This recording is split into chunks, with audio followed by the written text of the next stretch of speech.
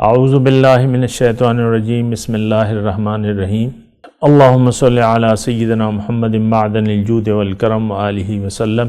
سامعین و ناظرین اکرام، السلام علیکم ورحمۃ اللہ وبرکاتہ۔ آج کا جو موضوع ہے کہ ظاہر کی حقیقت کیا ہے، آپ کو میں نے گزشتہ نشست میں بتایا تھا کہ یہ سب کچھ جو ہمارے ارد گرد ہے یہ امتحانی مواد ہے۔ کیا ہے؟ امتحانی مواد ہے۔ کاپی ہے، پینسل ہے اور آنسر شیٹ ہے، اس پہ آپ کیا لکھتے ہیں۔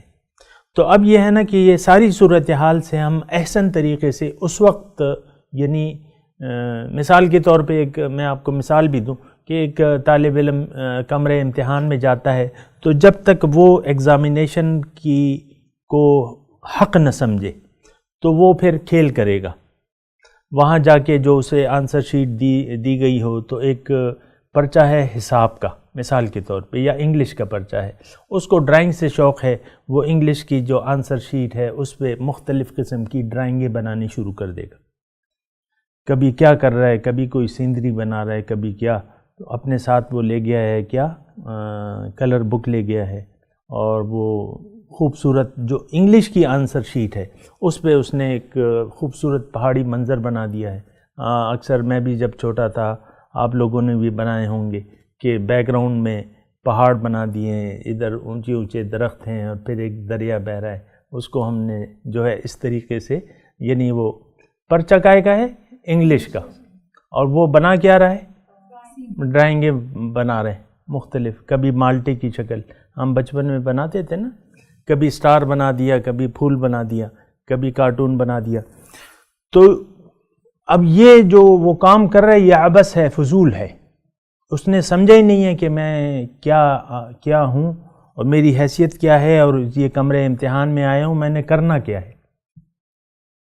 تقریباً اسی طرح ہم نے، آپ دیکھیں کہ آپ دیکھ لیں، عام طور پہ دیکھیں جو یعنی وہ لوگ ہیں یعنی ایک کاروبار چل رہا ہے، یا مثال کے طور پہ نوکری لگی ہوئی ہے، پیسے آ رہے ہیں، خرچے بھی پورے ہو رہے ہیں، تو بس ان کو پھر سیر سپاٹوں کا شوق ہوتا ہے۔ اب دیکھیں کوئی، یہ ہم دیکھتے ہیں بعض لوگ جو ہیں سالانہ تعطیلات کے لیے چلے جاتے ہیں، لندن چلے جاتے ہیں، ہانگ کانگ چلے جاتے ہیں، اور وہ چھٹیاں، ہم نے چھٹیاں گزارنی ہیں، اور پھر یہاں بھی جب ہوتے ہیں تو ویکنڈ پہ کوئی نہ کوئی پروگرام بنا لیتے ہیں کہ بھئی آج ویکنڈ ہے، آج ہم نے جانا ہے، آج جو ہے آؤٹنگ کرنی ہے، آج لانگ ڈرائیو کرنی ہے۔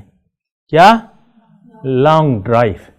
تو یہ دیکھیں مختلف، آپ دیکھیں، پھر آپ دیکھ لیں، یعنی یہ اس ہونا کیا چاہیے اور ہم کر کیا رہے ہیں، یہ بھی آپ دیکھیں۔ میں صرف یہ کہہ رہا ہوں، یہاں عام طور پہ دیکھیں یعنی کس چکروں میں ہم پڑ گئے۔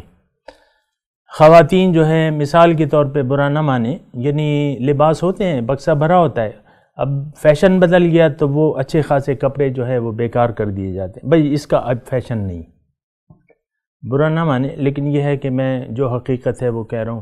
اسی طرح آپ دیکھیں جو مرد حضرات ہیں وہ اپنی ظاہری ٹیپ ٹاپ پوزیشن اس پہ لگ جاتے ہیں، ٹھیک ہے، یہ میرے بال کالے، وہ سفید ہو رہے ہیں، اس کو اب کالا ہونا چاہیے یا ڈارک براؤن ہونا چاہیے کم از کم۔ تو یعنی آپ دیکھ لیں نا ہم کن چکروں میں، دنیا کا تو بس تھوڑا سا وقت ہے، اور یہ اس وقت کو اللہ تعالیٰ نے دھوکے کا سامان کہا ہے، وَمَا الْحَيَاةُ الدُّنْيَا إِلَّا مَتَاعُ الْغُرُورِ، دھوکے کا سامان ہے۔ یعنی آپ سمجھتے ہیں کہ میں کچھ بنا کے جاؤں گا۔ دنیا میں ایک مرد ہے، وہ کہتا ہے مجھے تو ابو ایک دکان دے کے گئے، میں اس کو بڑھاؤں گا، اس کا کارخانہ بناؤں گا، یہ کروں گا، وہ کروں گا۔ یہ پھر ان چکروں میں پڑ جاتا ہے، جب ظاہر کے آپ چکر میں پڑ جاتے ہیں تو یہ، یعنی میں یہ نہیں کہہ رہا کہ یہ حرام ہے، لیکن اس کو اس کے علاوہ کوئی سوچ ہی نہیں ہوتی۔ میں صرف یہ کہہ رہا ہوں کہ وہ دنیا بنانے، دنیا کیا ہے آج کل کی دنیا، یہ دنیا کی زیادتی میں مصروف ہو کے غفلت میں پڑ گئی ہے، اور یہ سورہ تکاثر کا بھی مضمون ہے کہ الہاکم التکاثر حتی زرتم المقابر۔ یہ تکاثر یعنی زیادتی نے تمہیں غفلت میں، دنیا کی زیادتی کی خواہش نے تمہیں غفلت میں ڈال دیا ہے، یہاں تک کہ تم مقبروں تک پہنچ جاتے ہو۔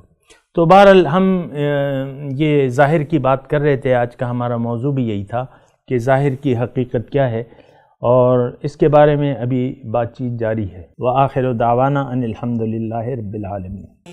مولایا صلی وسلم دائما ابدا علی حبیبک خیر الخلق کلہم۔